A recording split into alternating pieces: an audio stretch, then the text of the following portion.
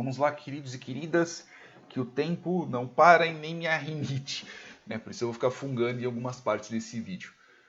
Vamos lá, queridos e queridas, vamos continuar aqui com as nossas aulas, só relembrando algumas coisas. Nos vídeos anteriores, né, 2 vídeos anteriores, eu ensinei como fazer o PROC-V.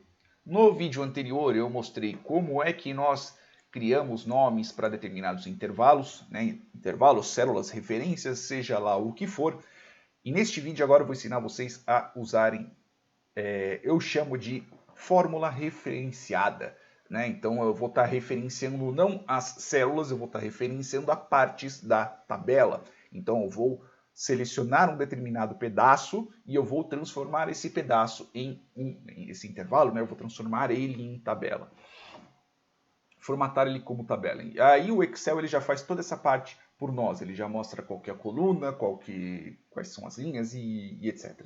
Tá bom? E quando você está usando esse tipo de fórmula, como o PROC-V, que é uma fórmula de procura, fica muito mais fácil você utilizar isso. Então vamos lá.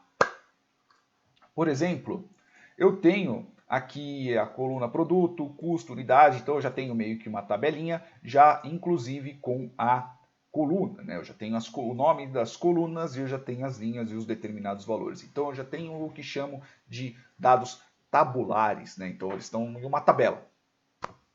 Tabulares, tabela, dados em tabela, vamos chamar assim, que pode ser que eu esteja falando bobagem. Então, é o seguinte, eu vou clicar aqui no comecinho do produto, dá para fazer de várias formas, tá? O importante é você ter um intervalo.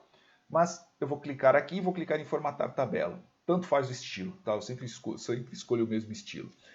Vocês estão vendo que quando ele seleciona, ele está selecionando desde lá de cima. Por quê? Porque aqui o começo ele tem um valor, que é o custo. Né? Então, importante é eu já ter, na hora que ele mantém o intervalo, que a primeira linha seja a linha das colunas. Pode ver aqui, ó, minha tabela tem cabeçalhos, tá?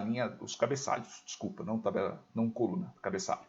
Eu vou colocar aqui o 2, beleza? Do F2 ao H9, ou eu poderia simplesmente fazer assim, selecionar ele inteiro. É porque está aqui atrás, mas ó, tá vendo que eu selecionei inteiro. E eu venho aqui e formatar como tabela. E aí ele já mostra o intervalo que eu quero, do F2 até o H9. Veja que ele está fazendo um intervalo fixado. Então ele está fixando o F2 e fixando o H9 ali através do cifrão. Eu vou dar OK. Beleza. A partir do momento que eu tenho isso, veja que ele cria uma aba nova, né, aqui em cima. E ele está aqui, ó, design de tabela. Eu posso colocar a linha dos totais, aí vai mostrar o total e valor, primeira coluna, última coluna, eu não quero saber por enquanto disso. A única coisa que eu só quero fazer é o quê? Eu venho aqui que eu tenho o nome da tabela. Assim como eu referencio pelo nome do intervalo que eu coloquei ali, eu posso referenciar a minha tabela através do nome da minha tabela, que é isso que eu quero. Como eu digo e eu volto a repetir. Quanto mais legível estiver o seu código, melhor.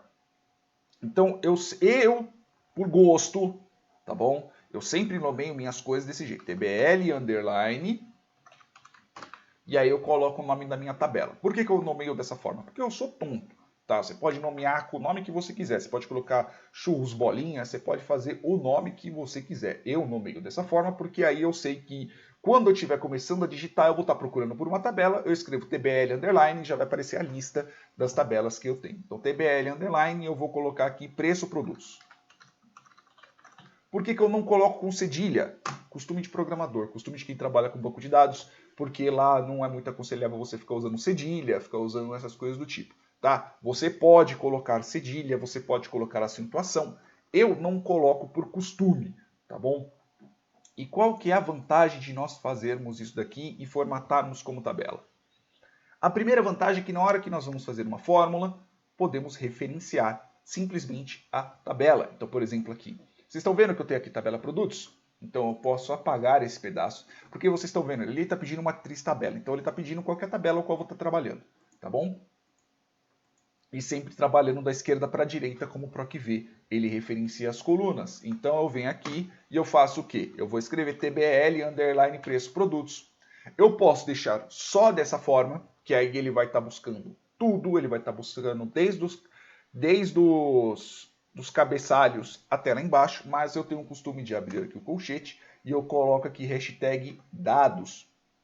tá bom? Porque aí ele vai estar, eu vou estar passando que eu só estou procurando pelos dados, eu não estou procurando desde a coluna, desde a tabela, desde a tabela não, desculpa, desde o nome dos cabeçalhos, eu vou estar procurando só os dados, tá bom? E eu apertando o Enter, ele fica certinho. Tá, eu estou complicando pra cacete e não está ajudando de porcaria nenhuma. Tá ajudando? Sim, né? Então, só ver aqui. Isso, porque eu sempre esqueço como escrever ketchup. Eu deixei aqui na tela do lado, tá? Então, eu vou fazer o seguinte. Eu vou colocar para vocês verem aqui, ó. Eu vou colocar quanto que eu vou gastar para fazer, para colocar aqui, né? Eu vou começar a colocar ketchup na minha tabela, por exemplo. Vou colocar aqui, eu vou vir na linha de baixo, tá bom? Vocês podem ver que eu estou vendo na linha de baixo. Eu vou escrever aqui, ó, ketchup, beleza? E o que que a minha, quando eu já tenho uma formatação de tabela, o que que ele já faz? Na hora que eu insiro um dado, ele já acrescenta uma linha. E se a gente vier aqui em nomes, veja que antes ele estava só até o H8, né, que é exatamente essa daqui. H8, H9, desculpa. Então se eu vier aqui, ó,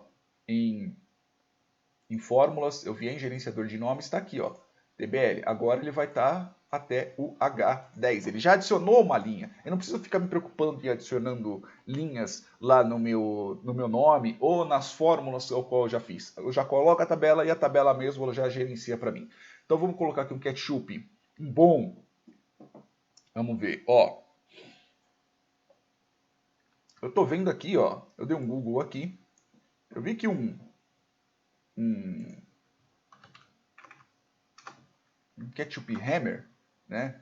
É um ketchup bom até, pô. O ketchup Hammer é 320 gramas, dá 6,99, tá bom?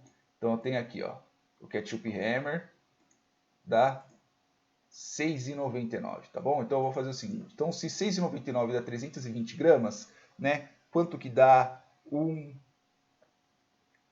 quilo, né, disso daqui?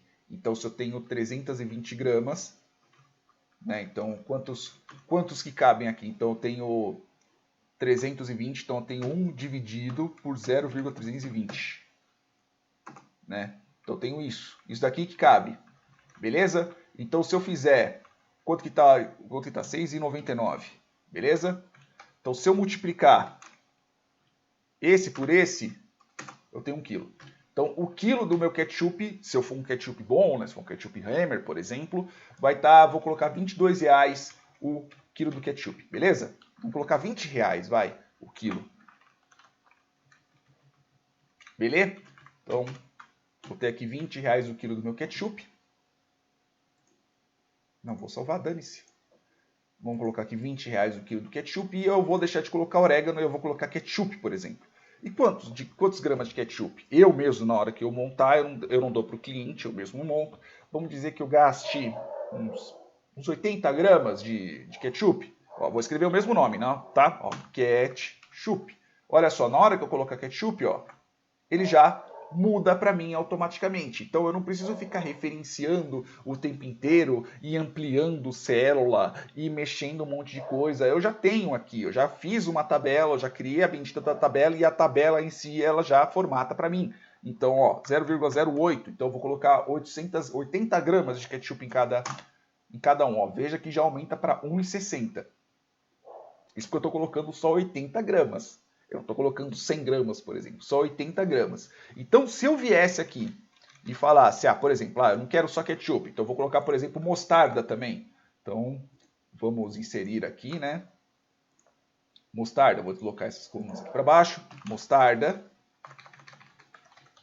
Então, a mostarda vai ter, eu vou colocar a mesma proporção, tá bom?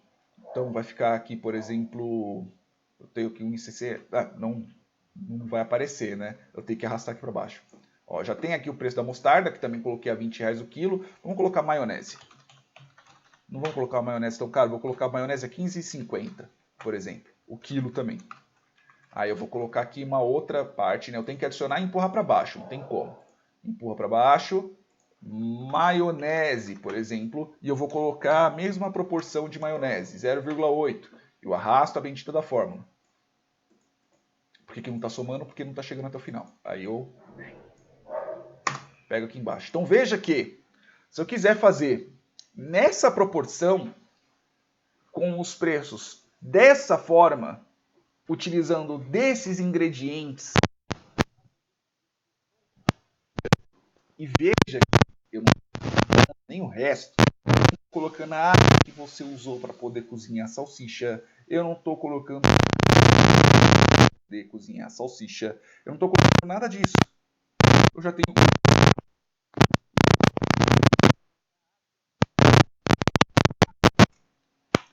água, vamos dizer que a água, o metro cúbico da água, que é água pra cacete, vamos dizer que seja R$15 o metro cúbico.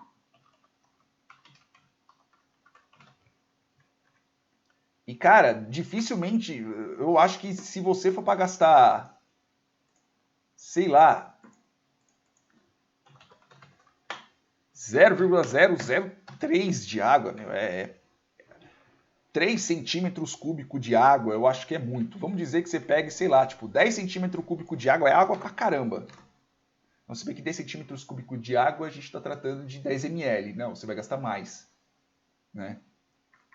E é bem mais barato a água. Né? A água não chega a R$15 o litro.